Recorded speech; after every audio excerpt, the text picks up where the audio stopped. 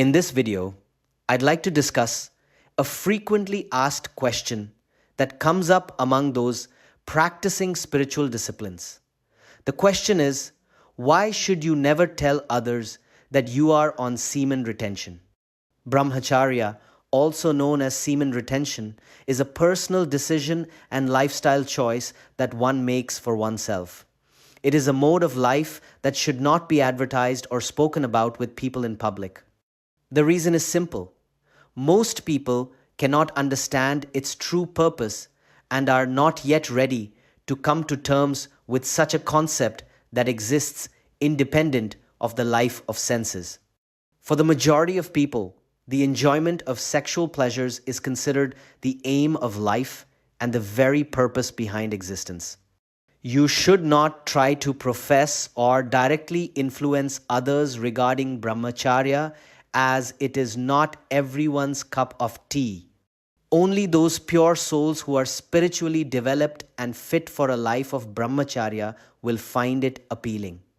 These individuals will be allowed by God to hear of it and pursue it successfully. By no means is this practice a general tablet for the masses. Hence, a successful brahmachari, a celibate, always carries out his practice in secret and makes no sound about it at the outset.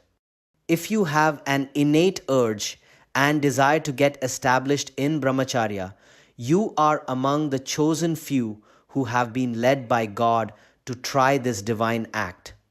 Consider this. There are billions of people across the world, but only a small minority among these billions are handpicked by God to even try out this divine mode of life. Based on their past karma and tendencies, only a few hundred from this minority will be chosen by God to accomplish a certain period of brahmacharya. Furthermore, only a countable number of people from these hundreds will succeed in lifelong, unbroken celibacy and attain the final goal. This leads us to an important reflection. Shouldn't we show our gratitude to the great Lord by persevering and striving for true celibacy? Isn't being honest and true to brahmacharya the least we can do for the grace God has shown us? Won't we be letting him down and failing him if we succumb to lust? Let us give our best and persevere till the end to maintain spotless celibacy. This is the least we can do. An aspirant should ensure to the best of his efforts that there is no voluntary break of brahmacharya. This especially holds true after one has achieved periods of unbroken brahmacharya beyond many months. Such periods of practice result from the grace and blessings of the Almighty. A voluntary break amounts to failing the Lord despite his blessings.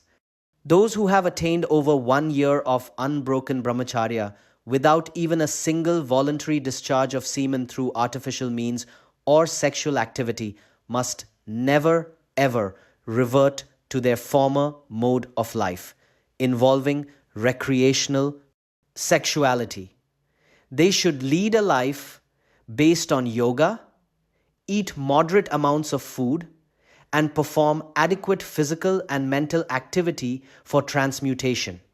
Additionally, they should regularly indulge in pranayama, which is yogic breathing practice and meditation. Reverting to one's former lifestyle of recreational sexuality after such long periods of brahmacharya may cause unforeseen problems at the physical, mental, and karmic levels. The state of unbroken brahmacharya lasting beyond many months or a year is not something which one has achieved through his own effort alone, but only through God's grace and blessings. Very few people are allowed by God to succeed in unbroken practice beyond a year.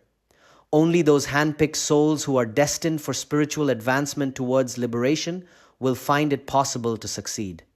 When such is the case, a voluntary break and, more importantly, reverting to the earlier lifestyle by abandoning brahmacharya amounts to a sheer reversal of that destined by divine will.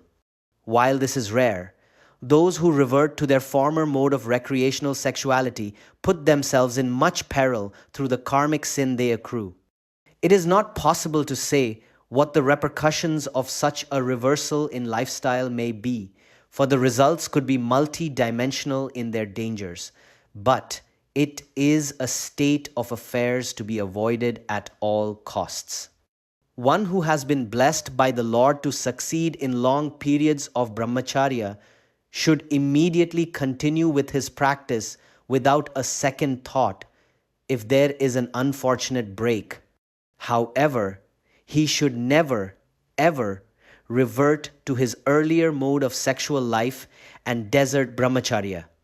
Any voluntary break in Brahmacharya will cause immense depression, disorientation, and a sense of losing one's very self.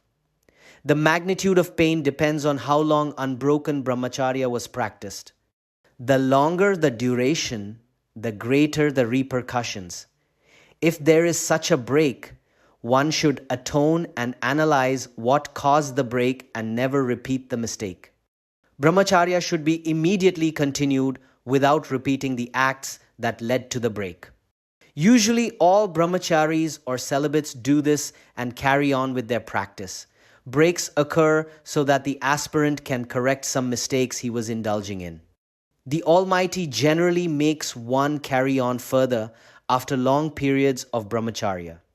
The fact that a person could succeed in, say, a year of unbroken brahmacharya shows that this has not happened by accident but by the grace of the Lord.